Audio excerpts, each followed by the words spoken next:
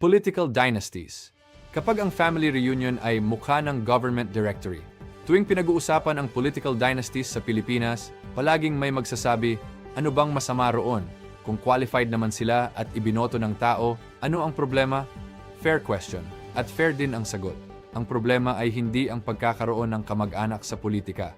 Ang problema ay kapag ang public office ay ipinapasa na parang mikropono sa family videoke, paikot-ikot lang sa isang pamilya, habang ang iba ay hindi na makasingit. Walang seryosong researcher ang nagsasabing dahil magkapareho kayo ng apelyido, automatic ng korap ka. Kung Garcia, Santos o Reyes ang apelyido mo, congratulations, wala kang nagawang krimen. Hindi DNA ang issue, monopolyo ng kapangyarihan. Welcome sa Family Corporation, local government. Isipin mong dumalo ka sa eleksyon ng Homeowners Association. Ang tatay ang tumatakbong presidente, ang nanay ang treasurer, ang anak na lalaki ang auditor, ang anak na babae ang secretary, ang tiyuhin ang chairman ng election committee, ang pinsan ng head of security. Yung aso ng pamilya, baka tumatakbo na rin bilang SK representative. Technically, election pa rin yon. Pero sa totoo lang, pinipili mo lang kung sinong miyembro ng parehong pamilya ang hahawak ng mikropono. Iyan ang concern ng mga political scientist kapag paulit-ulit na umiikot ang kapangyarihan sa iisang angkan. Ang bilang ay mukha ng family reunion.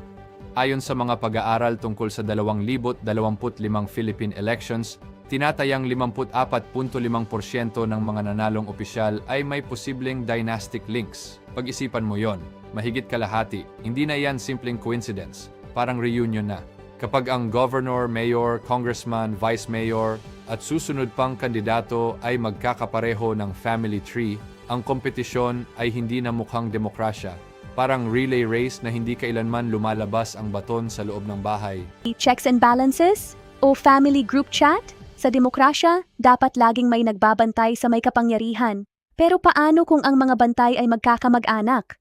Mahirap kontrahin ang political ally mo, mas mahirap kung kapatid mo siya, at mas mahirap pa kung magiging awkward ang Christmas dinner pagkatapos.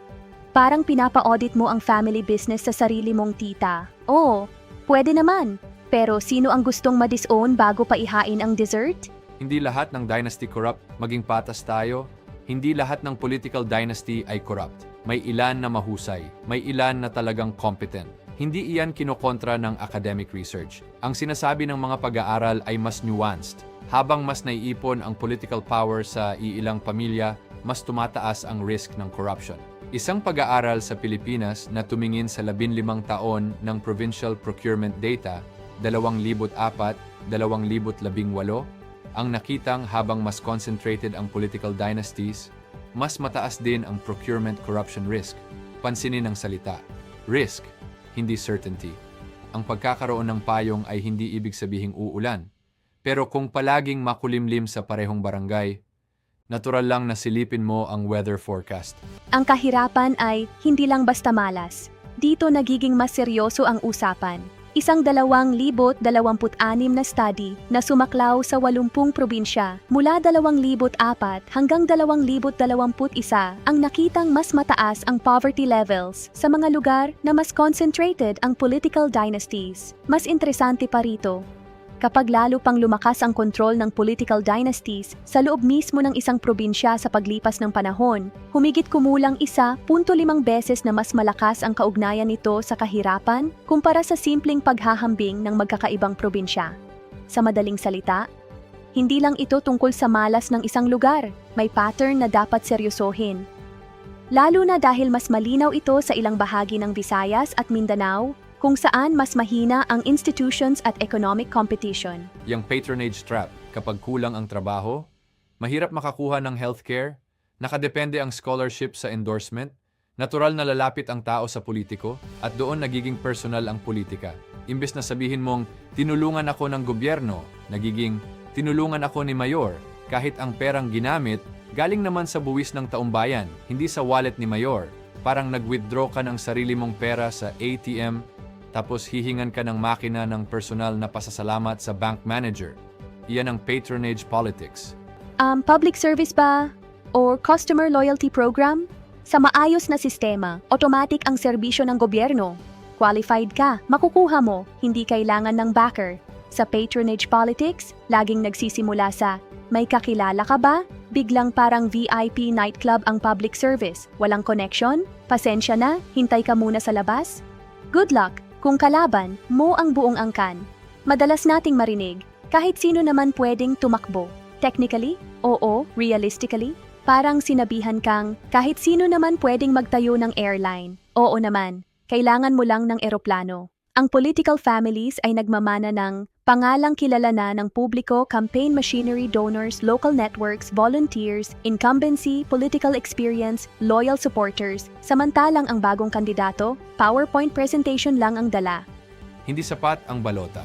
May nagsasabing, pero bumoboto pa rin naman ang tao. Tama, pero ang demokrasya ay hindi lang tungkol sa paghulog ng balota sa kahon.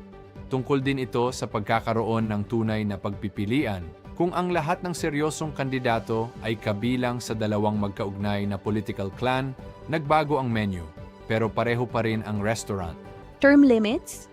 Kilalanin ang substitute teacher, may term limits ang constitution para hindi habang buhay ang isang opisyal.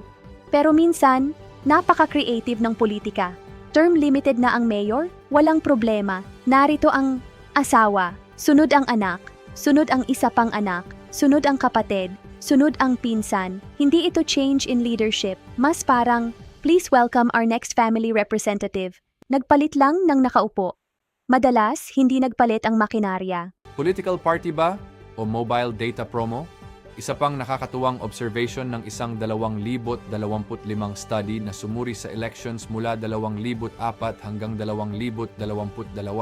Mas mataas ang party switching ng mga dynastic politicians. Mukhang ang tingin ng ilan sa political party ay parang Wi-Fi. Mahina ang signal, lipat ng provider. Ideolohiya? Mamaya na lang natin i-update. Gustong-gusto ng kapangyarihan ang may kasama natuklasan din ng mga researcher na kapag mas malakas ang business competition sa isang lugar, nababawasan ng ilan sa masasamang epekto ng political dynasties. May punto naman, kung hindi lang politiko ang may impluensya sa bayan, mas mahirap kontrolin ng lahat. Competition ay hindi lang mabuti para sa negosyo, minsan, mabuti rin ito para sa demokrasya. Hindi apelyido ang tunay na isyu narito ang pinakamahalagang distinction. Walang credible study ang nagsasabing lahat ng political dynasties ay masama. At wala ring seryosong researcher ang nagsasabing lahat ng politiko mula sa political family ay corrupt. Ang paulit-ulit na ipinapakita ng ebidensya ay ito. Habang mas naiipon ang political power sa iilang pamilya, mas kaugnay ito ng mas mataas na kahirapan, mas mataas na corruption risk, mas mahinang political competition, mas mahinang institutional accountability, pansinin ang pattern. Hindi ito tungkol sa genealogy, tungkol ito sa konsentrasyon ng kapangyarihan. Masama ang monopoly sa negosyo, mas delikado sa politika, isipin mo.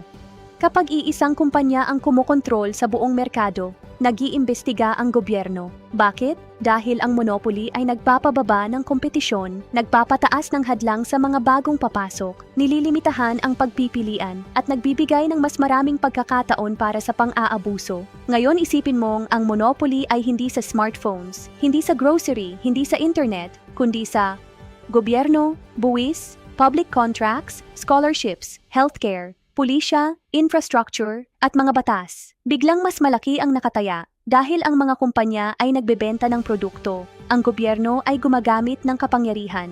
At paulit-ulit nang itinuro ng kasaysayan ang isang simpleng aral, pinakamalusog ang kapangyarihan kapag nagpapalit-palit ng kamay.